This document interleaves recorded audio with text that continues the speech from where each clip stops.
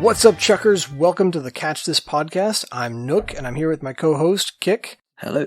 And today we are doing episode number 4. I think, are we counting this as our 5th podcast, but episode 4? I don't know. Anyway, today we're talking about slinging for the purpose of hunting and animal husbandry, farming, more than survival. It's a little more sophisticated, a little more settled humanity than survival. We're talking about, we'll just say hunting. That's the short version. So slings for hunting. And with that, take it away, Kick. Well, this is somewhat of a controversial topic, or it can be a controversial topic, shall we say. So we're going to start off with a few sort of explanations or some disclaimers, I guess. I can say for myself that I'm not really from a hunting background at all. I've never been hunting. I'm not an expert on that. And when it comes to using a sling in a hunting setting, it's quite a complicated thing, and we're going to sort of delve into that as we go through this episode. But we thought it was important to say that we understand that this is controversial, that there are people that are very, very opposed to this, hunting in general, but also particularly hunting with a sling, and there are people that are very much for hunting and very much for hunting with a sling. So we need to break down this topic a bit to really talk about it, so that we're fair and that we fully explore the topic properly. So just know that we understand what this topic can bring up, so we're going to be not exactly treading lightly, but giving this topic the sort of respect that it deserves.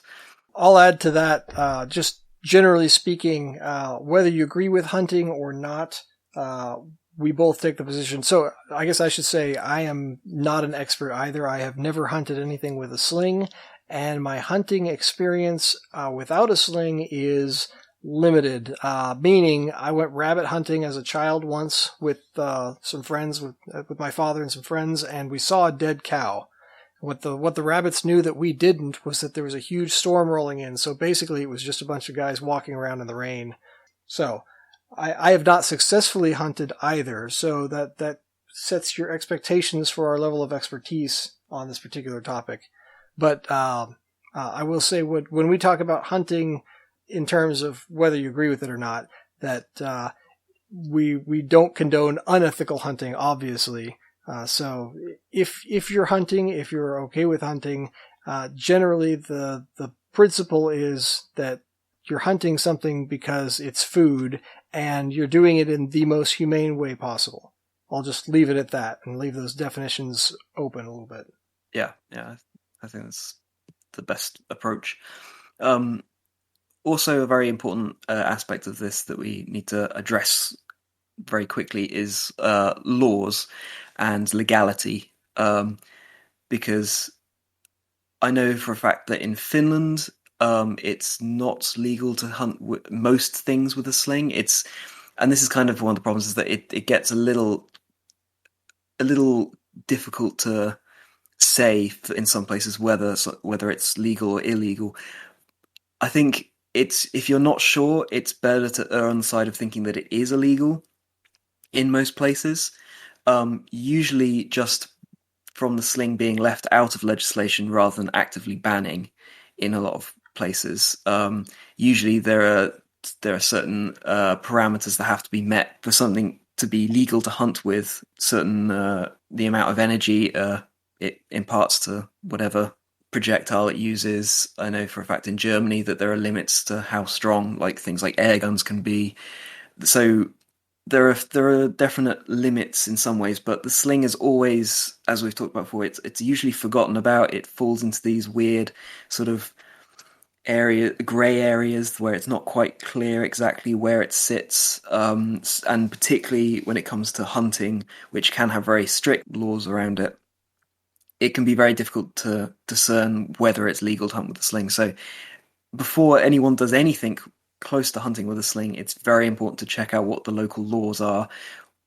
Maybe ask directly from whatever hunting or land management or however it works and wherever you're working what the laws and parameters are before doing anything. I think that's an important thing to be aware of, is that it might not be legal. And for the most part, as far as I've seen from looking at some of the laws, most places it isn't legal. I could say broadly. Probably that's a safe answer, is to just assume that it's not legal wherever you are, unless you know for sure that it is. Yeah. And then also, back to the ethical piece of this, slings are very difficult to be accurate with unless you've spent your entire life, dedicated your life to slinging accurately. And so there are very few people whom I would consider accurate enough to guarantee a good clean kill on most animals. So generally, unless you are really good with the sling, and I certainly don't consider myself to be that good, it's from an ethical standpoint, you're more likely to cause injury and suffering rather than getting a dinner for the night. Yeah, and it's also important to understand that it might be that someone is really, really good at hitting a target at 20 meters consistently. That doesn't necessarily mean they're going to be any good at hunting with it, because the target is moving, it's usually a lot smaller than the target they've been using, and it might, there's a lot of different aspects that go into it. It's not quite as simple as just target shooting either, so you have to really know your stuff, I think, before you can consider it. Yep. And that's kind of the opinion I think we can both, I think, can say for both of us that we take, that it takes a lot of experience, a lot of practice, a lot of confidence in your abilities to be able to use this weapon for hunting. So that's something to consider as well as the laws, is how effectively you can put it into use so that you don't cause any suffering to whatever it is that you're hunting.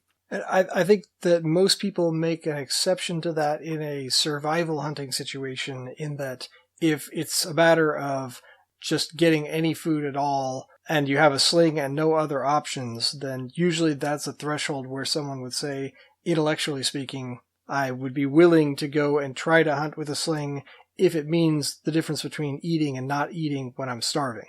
Yeah. But really what we're talking about here is an intellectual exercise. There are very few situations where, and very few people ever go through that situation where they have to make that type of decision. So effectively, this episode is going to be a couple of non-hunters, having an intellectual discussion about something we have no idea about, which is pretty much every episode so far? Well, we've got to maintain the consistency of pretending that we know what we're talking about, despite the fact that we know nothing. And there should be plenty of blood and guts, only this time it's animals, hopefully. Yeah, so it's not quite as bad. I guess it depends who you ask. Or it's worse, depends on your philosophical leanings. I mean, some people would consider animals to be more innocent and therefore it's worse, but I don't know. But that can be left up to philosophers that know what they're talking about to discuss. That's right. But yeah, so that is kind of a point there. We're talking about survival. There's kind of, the way I've seen it is that often survival gets thought of as being that sort of situation of, your plane has crashed in the middle of nowhere and now you've got to go hunt for something. But for most of human history, that hasn't been the case. Like, it's not like people are always getting lost in the forest constantly and always having to try and survive on their own. Those ones probably don't survive as much. No, that's the thing. Maybe the first or second time, but if you keep getting lost in the forest, you're pushing your luck. Eventually, they just stop sending out the rescue team for you. So, but the sling has been used for a long time throughout human history and has been used by groups that you could say have been using it for survival, but in a very different setting from being just on their own. They've been using it as, part of a society or group in a sort of hunter-gatherer setting. And so looking to history, we can kind of find out a lot about how the sling has been used, and maybe that can sort of inform us a little bit on how it should be used or could be used nowadays. So again, with the sling, it's so old, we have to go all the way back to primitive man, the very early beginnings of human society, and there's evidence that this thing has been used. I mean, it's very difficult to discern whether something has been used for hunting, as a weapon against other people, as both. So it's a little difficult to say for that, but it seems pretty clear that the sling would be useful in particularly hunting smaller animals rather than deer and boar and larger animals. It's more suited for sort of small to mid-sized animals, rabbits and birds particularly. And I think particularly with birds and the way that the sling is not the most precise of weapons in most people's hands, I think slinging into a flock of birds is probably the best sort of use for the sling in that sort of a setting where you are and you have to go out and find some food. At least I know for myself, if I was having to go and collect food using a sling, I think birds would make the most sense, especially because I'm not all that accurate. So a big flock of birds, it's hard to miss something at least. So as well as hunting, primitive people, once farming developed, people started using the sling for animal husbandry, defending their flocks of sheep or their goats or pigs, or I think pretty much any animal that can be penned up and kept in one place will need defending from wolves, from mountain lions, whatever animal it is. Dinosaurs. Yeah, dinosaurs as well. So the sling makes for a good weapon in that sort of a situation, especially depending on the climate or the area that you're in. I mean, if you're in an area that's very rocky, that's like quite open, then having a sling on you, you have unlimited ammo all around you, and you can very easily get off a shot to just even scare away animals. I think that's one thing that people talk when the subject comes up. People talk about being able to kill a wolf with a sling, and yes, you probably can, but you don't really need to in these sorts of situations. If you're trying to defend your sheep, you can just land a rock near a wolf and it'll scare it off. And with a lot of ambush predators, once they know that they've been seen, then that's kind of it. They give up after that. So I think it would be a very useful tool, and it's proven to be in a lot of history for this sort of use. So I guess that would be slinging for the purpose of anti-hunting, in that you're trying to prevent an animal from hunting another animal by scaring it away with rocks. Yeah, it's a perfect weapon for both hunters and anti-hunters. Yeah, that's right. Yeah. Yeah. Now, don't go off into the woods and start slinging at people who are hunting with a official hunting license. That's yeah. Back into now we're getting back into the conflict. Yeah. We already talked about that. Let's not open up another can of worms on this. Oops. But again, with slinging at birds, going back to almost the hunting, is you can defend fields from crows as well using a sling. And in fact, there is credited evidence for this in a border illustration from a 14th century manuscript, so medieval, and it shows someone defending a ploughed field from crows using a sling, and we'll have that up on the website for you to check out. But it's a really interesting picture because it does show like how the person is carrying the stones as well. They're like sort of folded up in his tunic, and it shows him slinging directly at these crows. So I think that's a very, very credible use for the sling as well as keeping animals away from your crops. And I can see that working even today. I mean, I've thought about like maybe I could go up to some of the people that have got like allotments and just say, hey, I'll help protect your crops if you just give me a load of stones. I'll just sit out here in the sun and throw stones at to keep birds off. That sounds like quite a nice time, just sitting around defending crops. Any excuse to go slinging. Yeah, it's perfect. So I don't know, maybe I can get that someday, but get that job. Yeah, so it's funny. It's not that much different than the idea of the shepherd using a sling to protect the flock. Only, I guess the nice thing about if you're growing corn is that the corn doesn't run off and you don't have to go chasing it. So it's like sheep that are stuck in the ground. Yeah, it's perfect. Yeah, you don't even have to go walking too far. You have to gather them all up at the end of the day.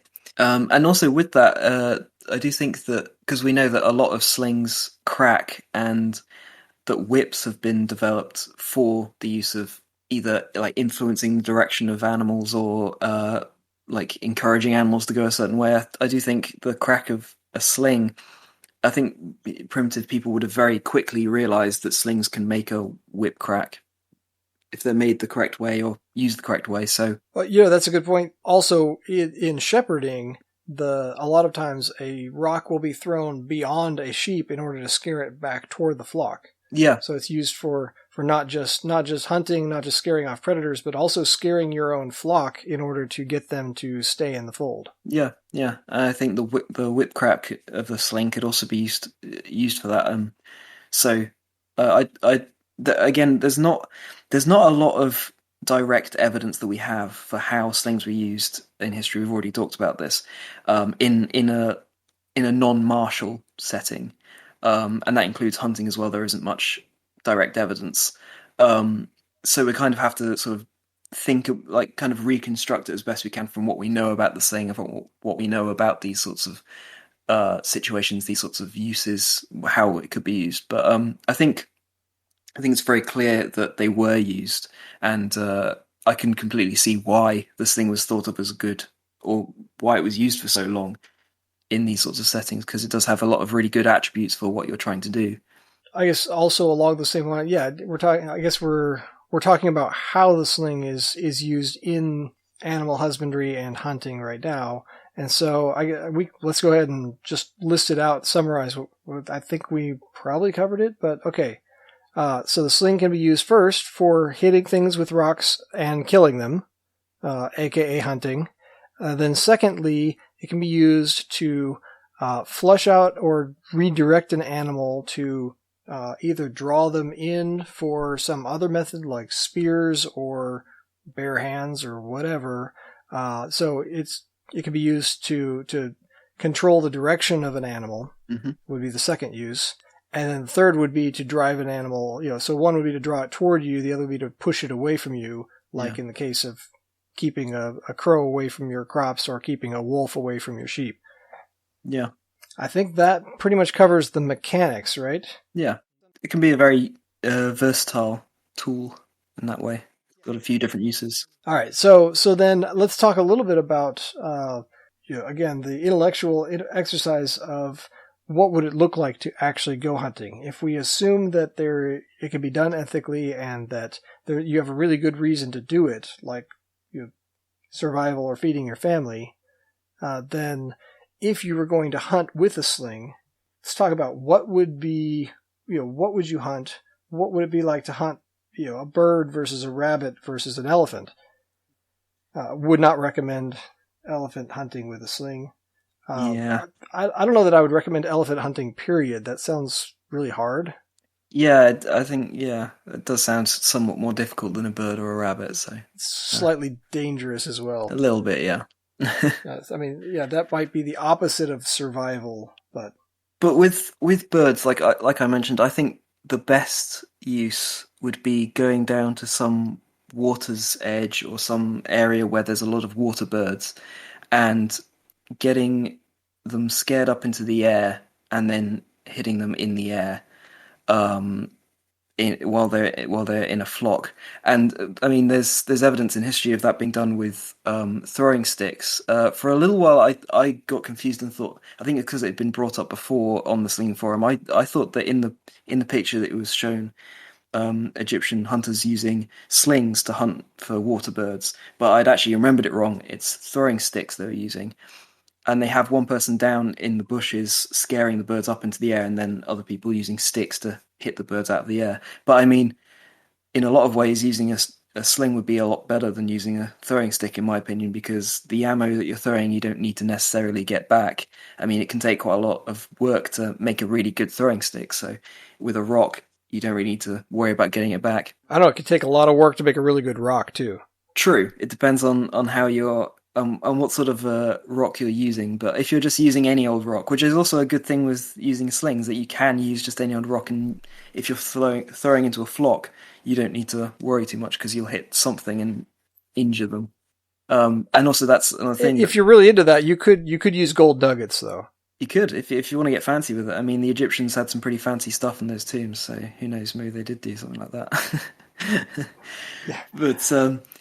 But birds would make the perfect sling hunting game, I think, because they have much weaker bones, because they're hollow, because they need to fly, and a sling hitting a bird, I think, would do a lot of damage. Like, you could very easily kill a bird At least immobilize it to where it can't fly away, at which point your mobility is going to be better than the bird. Yeah, You exactly. can just walk up and dispatch it, yeah. So it's kind of an interesting thought. I never thought about it this way before. But, a shotgun is basically, spreading out lots of little pellets. It's lots of ammo spread out over an area in order to improve your chances of hitting what it is that you're trying to hit. And slinging at a flock is kind of a reverse shotgun, right? Yeah. You're not trying to hit a specific animal. You're trying to hit any of them by throwing at a very large target. And statistically, you've got a good shot at getting one of them. Yeah, and in fact, you could hit more than one. I think there's the saying, killing two birds with one stone, and no one really thinks about why exactly there's a stone killing birds, but I think that's evidence of sling use for hunting birds. Yeah, we're going to claim that phrase as a slinging phrase from now on. We own that now. I think it's like more than reasonable to think that, because no one would go out hunting birds using a stone that they're throwing with their hand. But with a sling, that could easily kill two, maybe more birds. If you've got a heavy enough rock and you're throwing it at 95 miles an hour or something, yeah, that's going to go through a bird. I think it's far from controversial to say that that's about slinging at birds. So yeah, there you go. We do have some first-hand accounts of hunting using a sling. The first one coming from Noel Slinger on the slinging.org forum. He's been a long-term member and has talked about the situation where he killed a rabbit using a sling. And I think he's quite sort of apologetic for it now. It wasn't really his intention going out there, but it shows that hunting with a sling is possible. He's talked about this situation a lot over the years, and it has been years that he's brought this up, so I think it's a very sort of a verifiable thing. I don't question it really at all, because it's a very consistent story that he has of this, so I think it's quite a reasonable thing to take it at face value. He describes how he saw a rabbit at the top of a knoll, like a small hill, and he could see it against the sky. There wasn't really anything behind it, and he was coming back from high school actually, and he could see the rabbit at about 50 yards, and it had like a side profile to him, so he thought, let's try and hit it. I think him being in high school at the time, maybe he was a bit sort of, I don't know, sort of youthful exuberance perhaps. It just wasn't fully thought through. Yeah, it sounds like he wasn't really thinking about the consequences of it, which is perfectly understandable from a teenager. I know for myself that thinking through consequences and perhaps teenagers' foreplay. Foreplay? That's not the right word. That is probably not the right word. That's a different podcast. It's not perhaps a teenager's forte. Editing Kick here. I was going to edit this part out, but to be honest, it's the perfect example of a Freudian slip, so it's staying in. Forte, there we go. Whew. Jesus. Okay. So he lined up his shot and threw it, and the first one was quite low and missed, and he thinks it sort of went off to the left, and the rabbit noticed this rock going past it, and so jumped and sort of turned around, but it didn't actually run away. It froze in place, and it again had this side profile to him. So he tried again, and this time hit it, and the rabbit didn't end up to... it wasn't really the best situation for the rabbit. He said that he went up to the knoll to find it and found that the head was there. There was a gap of about a foot, and then he found the hind legs, and the rest of the rabbit was just gone. And so there was legs on the left, head on the right, and it was just the rest of the rabbit had disappeared. So taking that story at face value, if we're talking about a 50-yard distance, you have to be throwing something pretty hard, and it's got to be a fairly heavy projectile. When you look at like bow hunting for small game like rabbits, usually they don't even use a sharp arrow. They use a blunt tip that when it hits hard enough to stun and take out the animal. So if you're talking about a big heavy rock, yeah, it's possible. It's pretty gruesome, and in fact I would say an ineffective hunting approach if you normally, if you're going to take out an animal, you want there to be an animal left to eat, because we're talking about doing this for food generally. Yeah. So not the most effective hunting technique, and not recommended for a lot of reasons. And obviously the way that they talk about it, I think they were fairly traumatized by the experience as well. Not as traumatized as the rabbit, obviously. Yeah, that rabbit was pretty traumatized. But yeah, I think it kind of shows that there is, people sort of talk about the upper level of, what you can hunt with a sling. Like, can you hunt a deer? Can you hunt going up in what you can hunt? But you have to remember there's also like a lower barrier as well, where hitting something with a sling is just going to be killing it. It's not going to be like in any way sort of harvesting the animal in any way. It's going to be a bit sort of overkill. Maybe if the rabbit was already sitting in a pot, then it could be soup. There's a gruesome mental image for you, folks. Yeah, getting the rabbit to sit in the pot first is going to be a bit difficult to encourage it in there, but maybe. Yeah, and generally, if you've already got the rabbit in the pot, you probably don't need to be hunting it.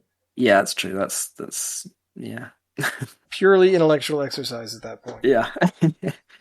I do wonder about using something other than a stone in that sort of situation. I think a lead glande would be a much better ammo to use. And it's also, I think, thinking about the size of the rabbit, it was probably, he doesn't say how big the rabbit was, he just says rabbit, which there's actually quite a lot of variation. I mean, I know that here in Finland there are the hares that get very, very large, where they're like the size of a small dog, really. So I think if this was quite a small rabbit, then I can see it like just being, obliterated. But with something like a hare, I think it would be a lot more of a effective way of doing it. And I think with the glande especially, it would just kill the animal without, destroying the whole thing. So there are different approaches, I think, that you could use it for rabbit hunting specifically. Yeah, okay, so birds, basically it's a numbers game. You're just trying to hit one among a flock. Generally, I mean, you could hunt a specific bird, but I think slinging at a flock of birds is probably the easiest form of hunting. And then second to that would be something small like a rabbit. You could probably hunt squirrel as well, although they're pretty wily. Yeah, and they have really good vision, and you're talking about a 3-dimensional hunt if they're up in a tree. Yeah, it's not just along the surface of the ground. And then that can also present problems if you're hunting in a sort of, and that's something we should talk about as well, is that when you're using a sling, you have to have some area around you so that you're not getting tangled up in things, that you actually have space to cast the stone or whatever ammo it is. So if you're hunting in sort of woodland area, that could be quite difficult depending on the sort of terrain and the type of vegetation there. So yeah, I think squirrels would be much more difficult. That's sort of another step up, I'd say, in difficulty from rabbit. From rabbits, that's probably true. Although not impossible. There's plenty of situations where there may be a clearing at the ground, but then there's squirrels up in the trees above you. Yeah, and it's possible. I mean, I have squirrels in my neighborhood. I've never hunted them, and I'm pretty sure they've never hunted me either. But they do come close enough that it's plausible that you could maybe get one with a sling. Certainly, a slingshot, you could do it in that. Slingshot, you have a static ability to aim, and I know people do hunt squirrels with slingshots. So yeah, but that's an upcoming episode. Eventually, we'll talk about one of the differences, or many of the differences between slings and slingshots. But I know that if you can hunt a squirrel with a slingshot, you could probably do it with a sling as well. But it would be harder because of you're having to wind up and make a lot of motion ahead of time, and squirrels in particular have really good vision. They can almost see all the way around them. So if you're moving around a lot, they're probably just going to move to the backside of whatever branch they're on. Yeah, and then it becomes very difficult. So if not impossible. Yeah, I'd say not impossible, but you'd probably have to know what you're doing. Yeah. So sort of mentioned before the sort of upper limit of hunting with a sling, and we do have an account of a roe deer being hunted by Jaguar, very appropriate name, really. Which in German, Jäger means hunter, and this is actually his namesake. This is where his online slinging.org forum name comes from. I heard the one story that he got the name from because he killed a mouse with a sling, and it was sort of given as a sort of joking name. I think this was before or maybe after he'd hunted this deer. I don't know. You would have to ask him, I guess, for the true story. But he has one account of hunting a roe deer, and I know that now he's not very in favor of hunting with a sling at all. Like, he doesn't really see the point of using a sling for hunting. He does not condone it. He doesn't. Yeah, he does not condone it. So I'll make that clear. Like, he said before, this was before when he was sort of, he's kind of changed his opinion on these sorts of topic. But he does have this account where he talks about sort of hunting with a sling, that in a lot of cases, the shock of being hit with the sling can be enough to kill an animal. I think he said here that it was a number of years ago now, like more than 10. He was in Kazakhstan with 2 experienced hunters there, and he sort of used this as an opportunity to demonstrate the power of the sling. And so he went out to kind of prove the sling as a real weapon, because they kind of thought of the sling as being sort of a toy, really, that not really useful for anything, just for kids to use. So he went out and he actually managed to get 3 hares. He's hunted foxes and then also this roe deer. And I've heard that, you know, he managed to hit it, and it ran, I think, a few yards, but then very quickly died. So it was a very clean kill in that way. And it really shows that if you have that ability to hit with precision, you can hit very large animals. And there is some more sort of pictures and evidence that we've seen online of people saying they've hunted various animals, from coyotes to raccoons, a few other different animals with a sling, that we're hoping to get some more information on those, and we might be able to bring that onto an episode at a later date once we get that information. But it does seem that the sling can be used for quite large animals as well, like deer, which I think is a perfectly reasonable thing to say, because I think the sling, as we know, was used to kill people, and people are quite big. So an animal like a deer isn't that much bigger than a person. So I can completely see it being used to hunt for those larger animals as well. Yeah. So for those of you who are not hunters, the ideal situation for someone hunting, you know, I said I've never hunted before, but I do live in Texas. There's enough of a hunting culture here. I think I can speak intelligently on this. You know, the ideal. That's a qualification enough. Yeah, that's right. I mean, you can't. You come to Texas, you can't. They don't let you leave until you've shot a gun at least once and maybe ridden a horse.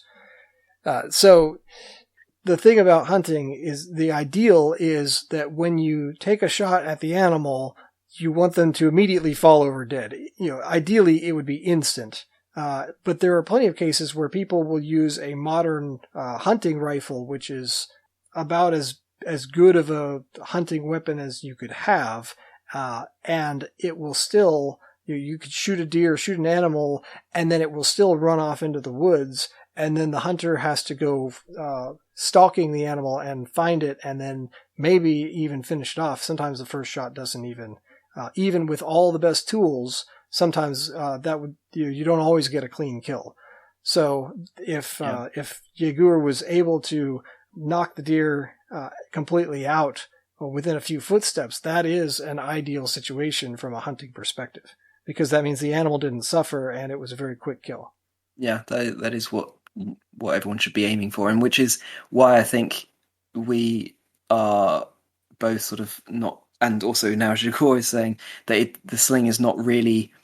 You have to be very, very good with a sling to be able to use it for hunting, to get that sort of situation where you can very cleanly kill an animal without it suffering.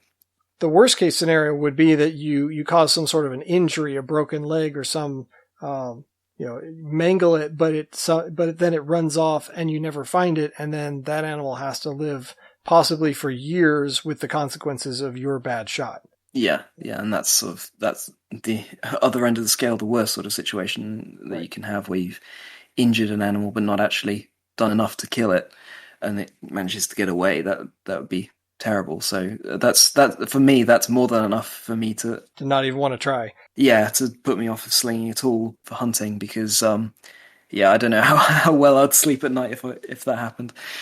But hunting for vegetables is much safer in that regard. yeah, as we were saying in the sport episode, pumpkins don't really run away, so they're perfect game.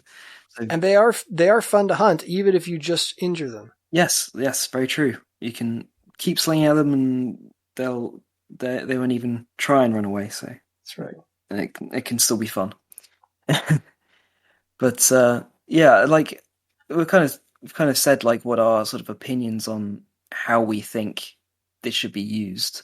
So using it against birds, using it on maybe smaller animals, if you can guarantee that you're going to be able to kill them. But like, there's also sort of the whole aspect of, like we said, moving through the right terrain, having the right ammo available, which is one of the main pros of using a sling is that it is just so versatile that you can use almost anything in it. Like, I know there isn't much evidence for this at all, but I think in Finland it just would have made sense to use a sling to hunt seabirds, for example, because here in Finland there's a lot of really heavy granite rocks that have been smoothed over into perfect sling ammo by glaciers, and you can find a lot of them down by the coast on around the beaches on islands, exactly where you'd find seabirds, and I can't imagine that any slinger would have found these perfect rocks, looked around and seen all these seabirds and not put two and two together.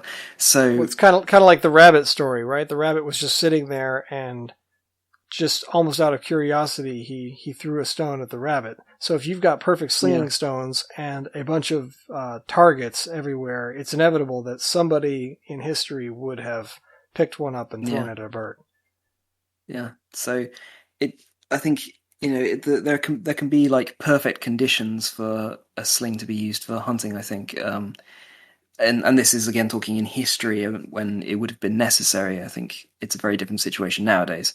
But just like why the sling would have been used for hunting, how it could be used. I think there's a lot of situations that present themselves that would have been, very beneficial to have a sling.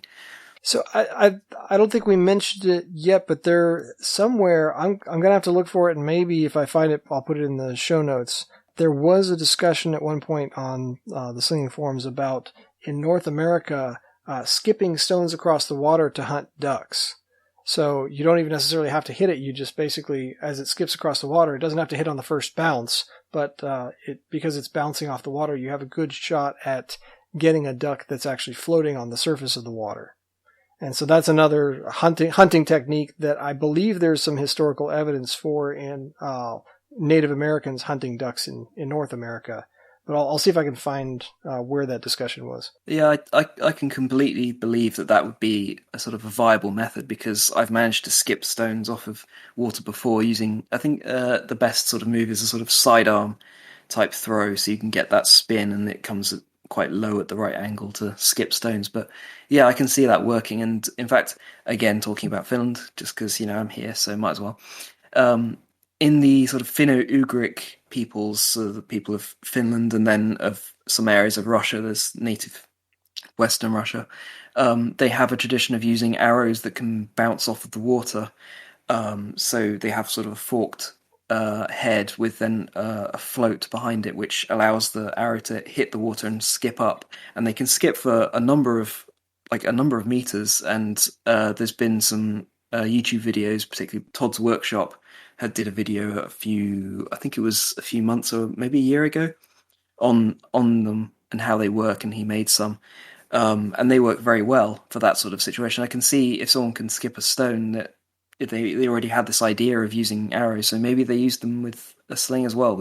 I can't say that for sure, but that's kind of the thing with all of this. Again, we're trying to reconstruct really in a lot of ways, and there isn't a hell of a lot of evidence really. There's bits and pieces here and there, and we can kind of think about how it would be used. But I think that's one way that makes sense to use. And if there is some evidence that it was used in North America, then I can imagine it was used elsewhere as well.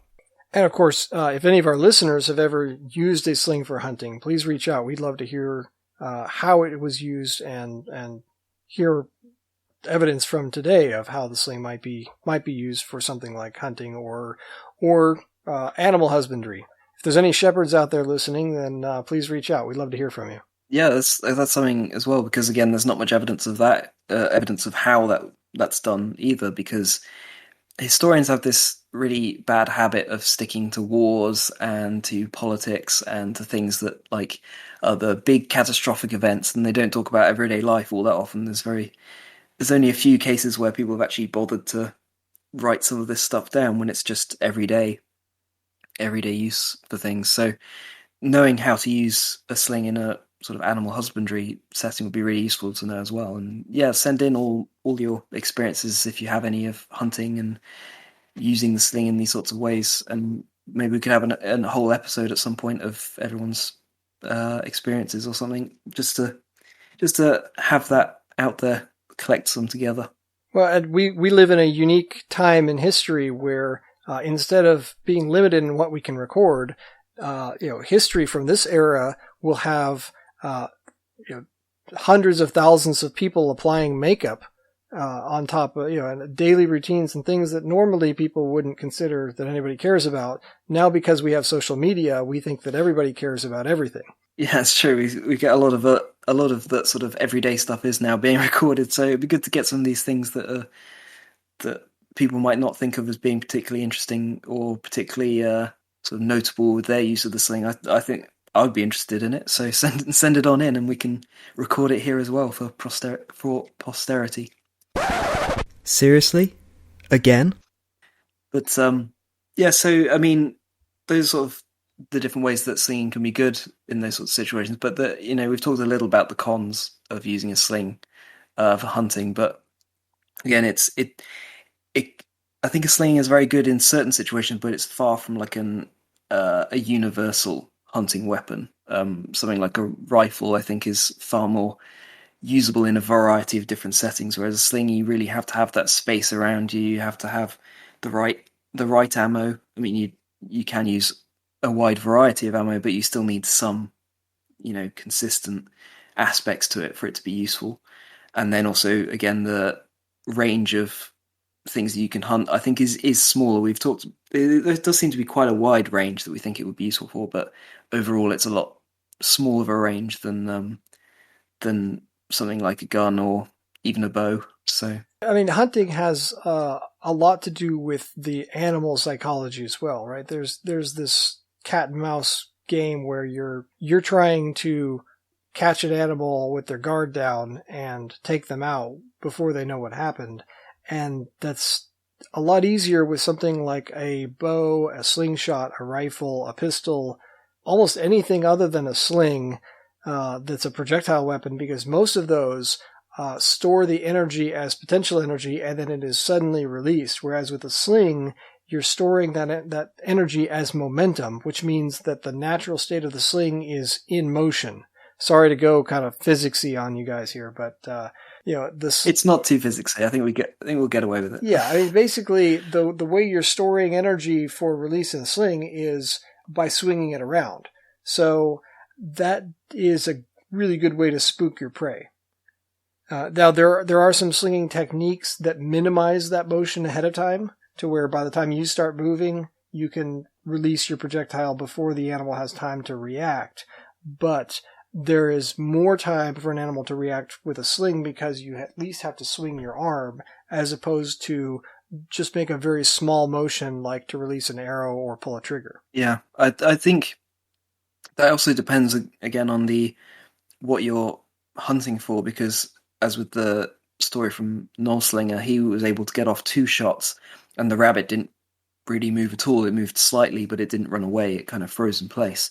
So in that way, you can kind of get away with, it might be that you can get away with using a sling with quite a large motion. And I know for me that because I've not been hunting with a sling, my main concern is not hitting animals.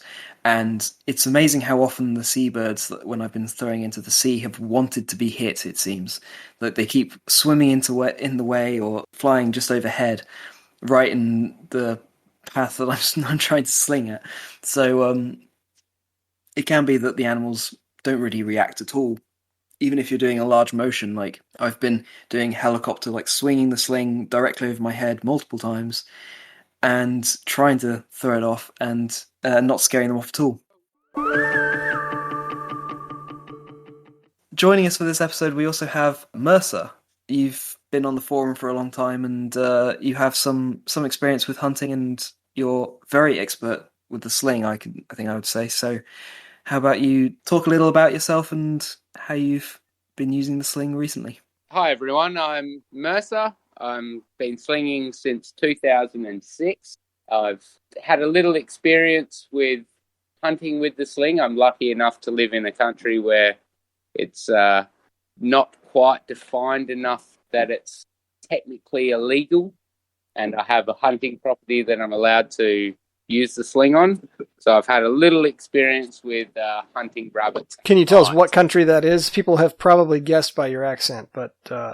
I come from the southwest of Australia. So I live in a little town called Margaret River, which is about 350 kilometres from our capital city, Perth, in Western Australia. For folks who may have missed a previous episode, we have shown videos of Mersa doing trick shots in the past on our show notes. So he is very accurate with the sling, very good with the sling, and a friend of the show. I'm extremely modest, and I will say no. I will say Mersa is one of the few people who is accurate enough to actually attempt to hunt with some reliability and being able to have enough confidence to hit what he's trying to hit. Yeah, I would agree with that. And thank you, guys. You've been hunting rabbits, which is, I know, a pest species in Australia. So there's sort of that aspect as well, that it is hunting for a purpose in a way. Very much so. We have extreme large problem with pest species in Australia. We have foxes, rabbits. We actually have some wild deer in small populations, camels, donkeys, horses, dogs, cats, and a lot of them directly impact the native wildlife and ecosystems. So it's in our government's eyes, it's pretty much okay to kill anything that's not original to Australia. So I know that because you said you've been hunting rabbits, I know you've had some experiences where you've managed to kill some of the rabbits, because we talked before about how Noel Slinger managed to entirely decimate a rabbit. Sort of how have you seen the sling affect rabbits? So I've had one. It's almost a confirmed kill, but I'm by my own critique, I don't count it because I never saw the impact of the stone on the rabbit. But I was hunting in an area where I usually bow hunt. I'm quite an avid bow hunter for rabbits, and I know there was an area where there was an abundance of rabbits quite near their warren. So I knew the general area that I should be slinging at, and I remained out of view, and I was able to sling a few stones from approximately 80 meters. I don't have definite measurements, but I went down after about 10 minutes of slinging multiple stones, and I found a dead, warm, non-rigor mortis rabbit, and it was more than likely a head or frontal body shot, which would have stopped its heart or hit its brain and given it quite a quick death. That's why I don't confirm it as a definite kill. It's possible that I stumbled across a rabbit being attacked by a fox or something like that and scared the fox away and something else killed it, or potentially it was bitten by a snake or something like that. It's not very likely to find a rabbit in that condition so close to me slinging a stone. Any other dead animals that I usually find have insects on them or some form of decay, and it was a very, very fresh kill. So yeah, it sounds pretty likely to me, at least. And we've just been talking about how the sling is very effective against sort of small animals like that. I think with the Noel Slinger story of completely destroying a rabbit, I think I can very much see a rabbit or other small animal being killed with a direct hit. So yeah, 80 meters is a really long distance for hunting, or for hitting anything really. But something small like a rabbit, that's incredible. like I said, it wasn't so much that I was aiming at a specific rabbit at that distance. It was more so that I knew that there would be rabbits in the area, and they stayed within maybe a 15-meter radius from the warren, and I had complete cover. And I don't know if you guys have talked about this, but the sling is a very silent weapon, especially when you don't have a cracker, and I don't run a cracker on my sling. So I was able to launch multiple stones, and it's quite possible that one of them did impact one of the rabbits. And the momentum carries over that distance. It's not like an arrow where the speed is almost more of the kinetic energy than the weight of the arrow. I was throwing, I didn't weigh the stones, but I'm going to estimate between 100 and 150 gram stone. So moving at roughly 30 to 45 meters per second, that's pretty much more than enough to kill a rabbit. Yeah, that's pretty significant. So, I mean, as we've seen with, we talked about in the conflict episode how you can throw stones up and land them down onto groups of troops, and it's the same with the hunting. I think, you can see how a sling would be able to deliver that energy. Even if you throw it directly up, it's still going to come down with a lot of energy, so you don't lose so much as you would with a lot of other weapons that aren't as heavy and dense as a sling stone. So, well, and we talked about slinging at flocks of birds earlier, and so the way that you use the sling, Mersa, is very similar in that you're slinging at a flock of rabbits, just slinging in the general area and trying to statistically hit one by throwing multiple stones without having a specific target. Correct. Unfortunately, in Australia, the duck species that we have are protected. They're native species.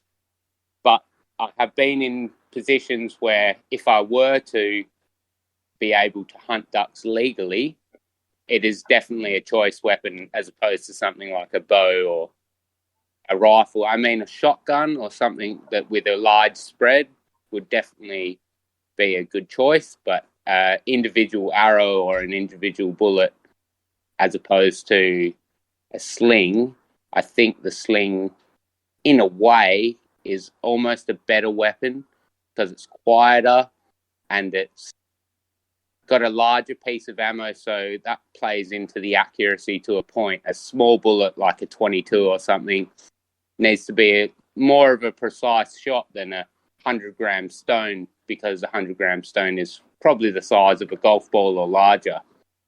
Yeah, you have that sort of increases your odds of hitting something. That's an interesting point too. That normally you think of a sling as being inferior to a modern weapon like a rifle, but a rifle, if the bullet goes clean through, it could injure the animal but not kill it, and that's. We talked earlier again about how that's the worst case scenario. The last thing you want to do is injure it and then have it get away, possibly survive, but having been maimed. And so if you have a very small bullet, very fast bullet that goes clean through and doesn't hit any vital organs, you could actually cause an injury without killing it. Whereas if you take that same energy and just do a blunt impact, then it may be more likely to kill the animal depending on the animal. Yeah, for sure. So personally, from my own experiences of hunting rabbits, I've seen a 22 hit a rabbit in the rear quarter. It actually hit the spine, and the rabbit was paralyzed from the back down. But because the distance that shot was taken, the rabbit actually was able to get away. It definitely would have died later with such a devastating wound, but it was able to get back to its warren and get into a hole, and we weren't able to recover it.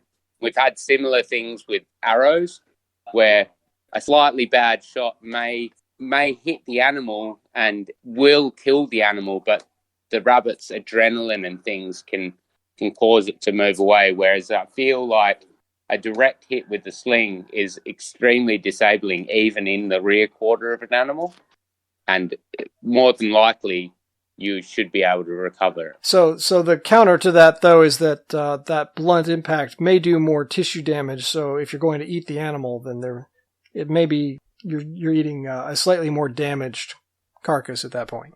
Definitely, I enjoy eating rabbit. I would feed it to a lot of people. I personally do it in a Kentucky Fried Rabbit style, and I don't think many people would be able to differentiate it from chicken. But also, they are a pest species over here, and they cause a lot of devastation to livestock and farms. And there's an alternative reason that they're being hunted than just for food. So the rabbit species there in Texas, the most common rabbit that you see out in the wild is the jackrabbit. You must have a different species because those are not really great to eat. We have a European rabbit. Okay. So they were introduced some type of European rabbit. I could probably look up the species, but they actually, funny story, they came from, I believe it was 17 rabbits that were released by a man who wanted to hunt them, funnily enough, and they took off in the saying they breed like rabbits and have spread from where they were originally released across the whole of Australia. Yeah, the rabbits are a very successful pest species. I mean, technically they're a pest species in Britain as well. They were introduced either by the Romans or I think it was either the Romans or the Normans. I think they might have originally been brought over by the Romans, but for the same reason that they make for good eating. So they brought them over for food, and then they escaped, and they did what they do best, which is take over an area. So they're now all across Britain as well as Australia. So Mersa, do you know how to tell when you're done cooking a jackrabbit? Not a jackrabbit, but well, it's pretty easy. All you do is you get a good hot boiling pot of water, and then you drop a steel ball bearing into the water, and when you can get a fork into the ball bearing, the rabbit is done. No, I prefer to brine them personally. So we put them in either a milk or a salt brine, and we keep them overnight. That takes a little bit of the gaminess out. And from there, we cut them into bite-sized pieces, batter them in some type of bread or corn crumb, and shallow fry them. And I can tell you personally, they are absolutely delicious. That sounds amazing.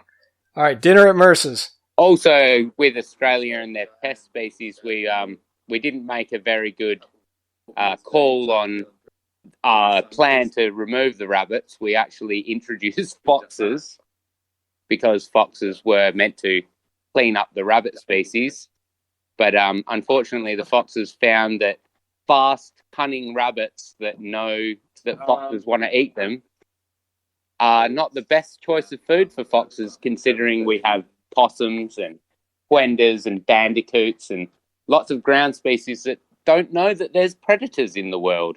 So the foxes decided to eat all of the things that we didn't want them to eat. So we have a large pest species problem in Australia, multiple different types of pest species.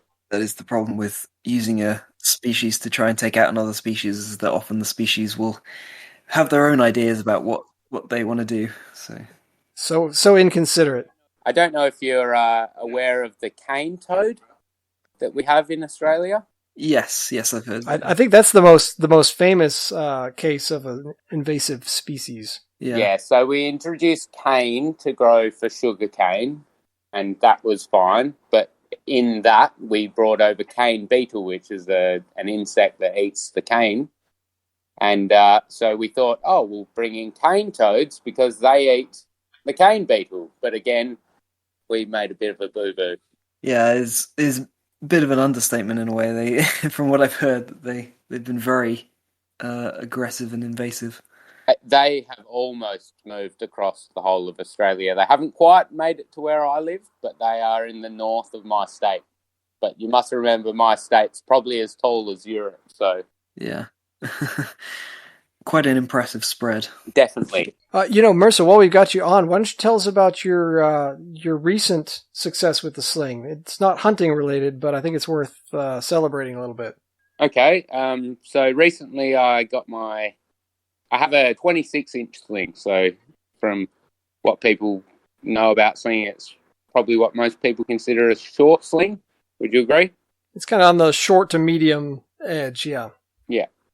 So it's been my sling since I started in 2016, and I set myself a personal goal of throwing something 200 meters, and I struggled for years.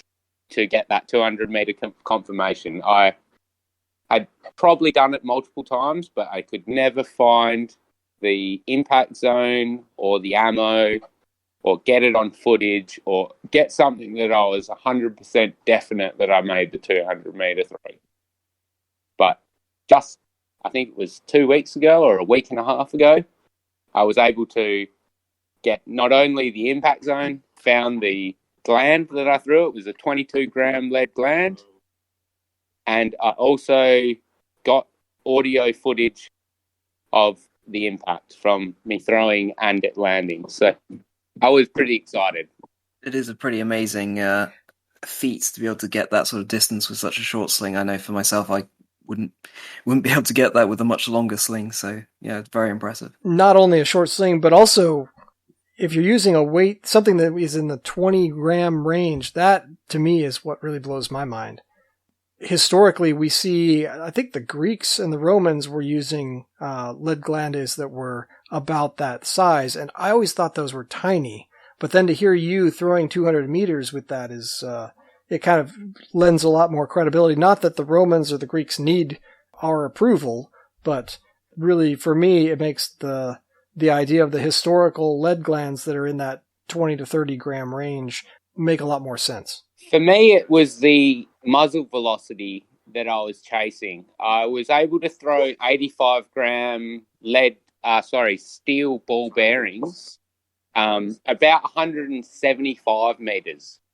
But to get that extra 25 meters, I needed that initial muzzle velocity. I don't think the coefficient was the issue. I just needed that additional speed, and out of such a short sling, it meant I needed to do the rotation into the power stroke a lot faster so that my power stroke was rarely efficient. Whereas with a heavier projectile, I was able to get very close because it would hold the coefficient energy over the distance better, but the initial velocity was much lower. So I think everyone's personal, sling size is personal, and my solution to the problem wasn't necessarily the way that everyone should go about it, but definitely having a lighter projectile to get that initial muzzle velocity was good, and only would I achieve that with lead, with something so dense. If I was to throw a 22-gram clay ball, I'd struggle to probably hit 150 meters. So, I mean, you know, we talked about this a little bit in the conflict episode, but if you're in a conflict situation or in warfare, if you can outrange your opponent by a good 15, 20 meters, then you have a major advantage over them because you can hit them when they can't hit you. So, it really does, for me at least, it helps to explain some of the decisions on why we see these what I would consider to be very small, lightweight glands in the ancient Greek and Roman warfare situations. So thanks, Mersa. That was, for me, that was very enlightening to have a modern person have that same experience and arrive at the decision to use what most slingers consider to be very small, lightweight ammo. Very, very dense ammo as well. But that really, for me, it helps to make some of the historical accounts make a lot more sense. Yeah. So for me, the denseness of lead lays also not just the aerodynamic coefficient to gain more distance, but also the penetration factor. And I'm sure you guys are aware of this, and I believe you've talked about it in the conflict episode. But something like a lead gland, when it impacts, because it's smaller, it has a better penetration than something like a stone. It's not necessarily more damaging, but it will embed itself into the target or the person or the animal more so. That's not necessarily something that you want to have for hunting. I personally believe that stone is probably one of the better choices when you're hunting because it's more of a bludgeon type of damage. Yeah. You're not trying to penetrate and hit a lung or a heart. You're trying to devastate an area, like break bone, sever a spinal column. injure the brain, something like that, so that you can really disable the animal or kill the animal on that impact. And if it doesn't die instantly, you have a good chance of following it up by chasing it down and killing it. I think if you were to live in a scenario where you really needed to feed yourself with the sling has a very large potential of hitting leg bones, causing animals not to be able to move and things like that an arrow doesn't. If you shoot an animal in the leg with an arrow, especially a light arrow, it's more than likely going to deflect off of a bone than it is to penetrate through that bone or break that bone.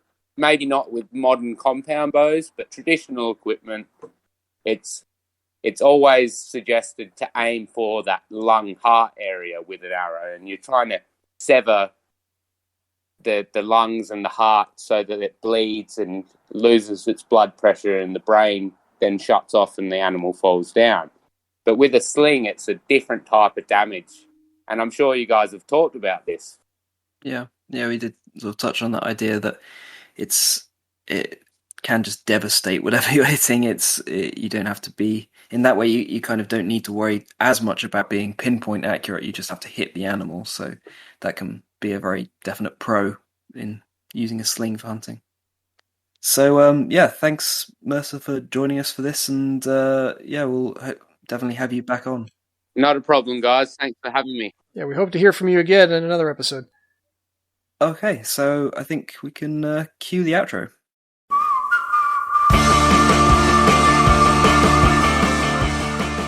Thanks for listening.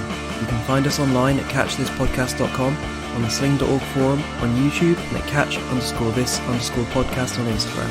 Music by Wintergatan. Catch you next time.